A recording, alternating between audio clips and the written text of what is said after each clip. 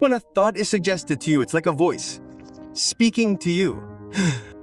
Your own thoughts are generally those that occur to you on impulse.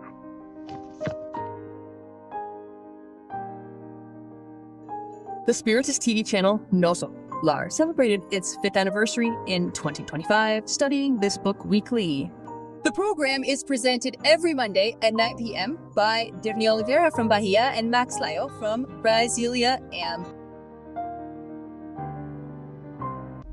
The assimilation of thoughts we are talking about here isn't just about disembodied spirits. We, the incarnate, are also spirits, but incarnate spirits. And many times we resonate with other creatures who are also cloaked in flesh and who influence us without us realizing it.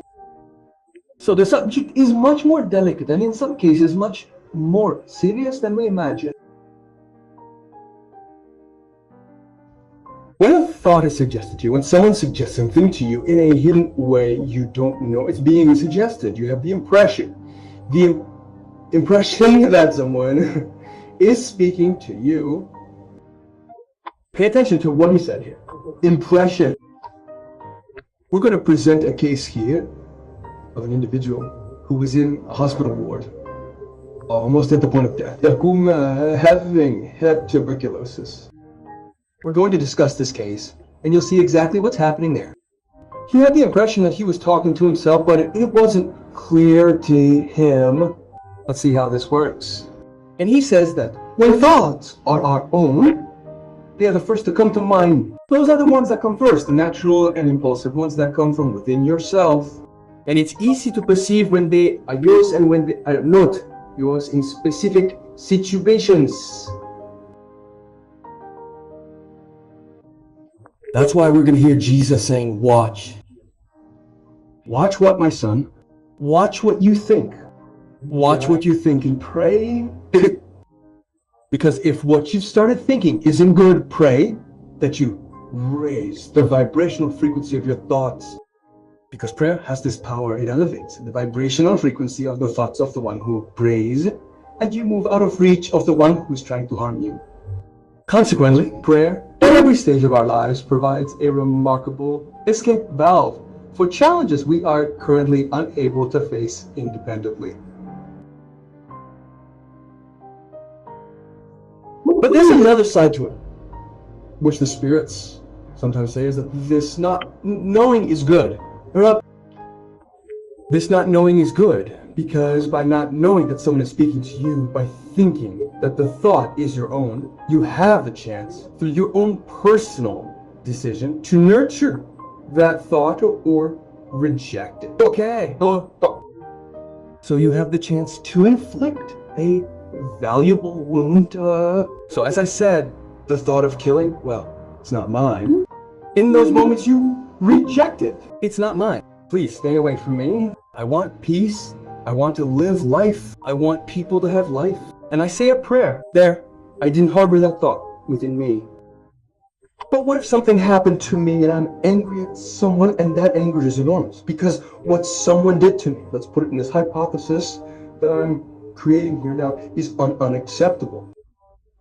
And I am still a backward spirit. A spirit that cannot control my emotions, that has not yet learned the power of forgiveness.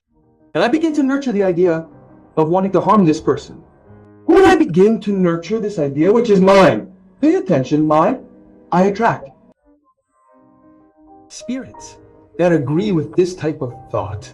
They enter my frequency and they begin to tune into me. And then the thought of killing arises, which I did not harbor within myself, but attracted by this inner movement that I made, I generate an external alignment.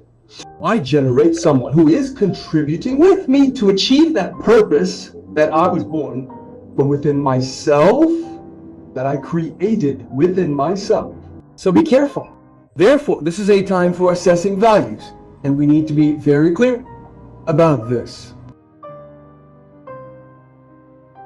And then, if he decides for good, he practices it voluntarily.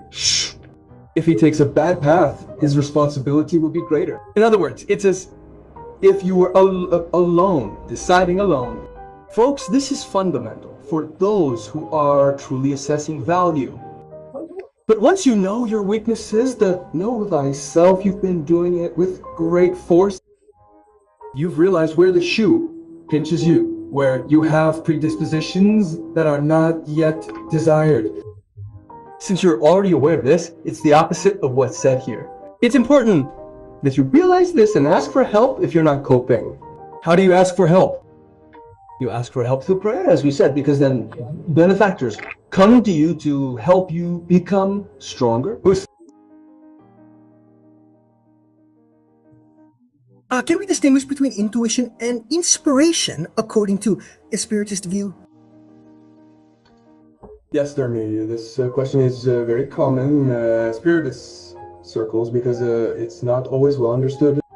In fact, inspiration is certain. It's the direct influence. It's someone speaking in your ear, always. And Kardecus makes a distinction. He says that there are intuitive mediums and inspired mediums, and that.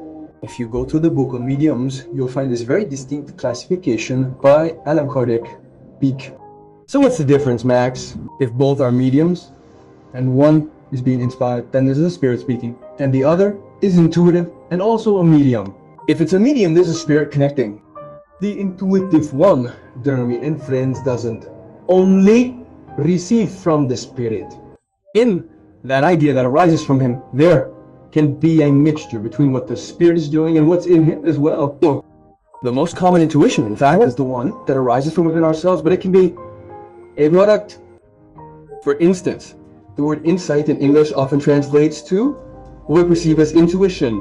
What is that? For example, sometimes at night, I sleep, I astral project, I partially leave my body and go to meet with some benefactors, with people, in quotes, with spirits who are also disembodied people, and these creatures with whom I feel attuned are my nightly encounters. And I go to seek them out. It's part of my interests. You will seek yours, and then each one will seek the interests that they cherish in the intimacy of their heart. And many times, imagine you have a very serious problem and you need help. And during that night when you meet a benefactor, they guide you. They give you, let's say, some situations that will give you encouragement, will give you strength, will give you ideas on how to solve the problem that matter. And then when you sleep, you return to your body after having this encounter. You forget. It's normal to forget, but you retain the intuition of what you had during the night. So it can happen during the day. Yeah, around 10 in the morning, for example, you see the idea born. The idea is born. That idea was born from you. That idea is a mixture because it's within you, but it originated from a dialogue you had during the night. So it's an inspiration, but not a traditional inspiration from spirit to incarnate being. It's a type of inspiration made by someone in the spiritual world, but it was a real dialogue, not inspiration as we know it. That's why it's not called inspiration, it's called intuition. And from that dialogue, what needs to remain in me stays within me to help me during the moment I have to face the problem, which was the reason for that dialogue. So this type of intuition is born from a previous movement that we don't even suspect happened, and we think it's only ours. It is ours because we assimilated it, but it's not only ours because we assimilated it from another. So it's also a kind of mediumship that we call one uriaric. It was during the night that you captured this. And now there's also the intuition of that spirit that comes to you, and it works with your psychic tools. What is that? It will act on what you already possess, your spiritual acquisitions. So for example, if you are already a person who masters music, it easily helps you play an instrument because it will also, as a musician from the spiritual world, work with the violin, for example, which is tuned, and it will help you play. So you are its instrument, you are an intuitive medium. So intuition in this case is very clear. It works with the resources of the spirit itself. That's why you should always prefer Dune when you want to know about one another. Inspiration always comes from a conversation, from an influence of the spirit on you. Intuition doesn't always come only from the spirit. Most of the time, on the contrary, it comes in a mixture of it with you, with what you carry in your psychic acquisitions,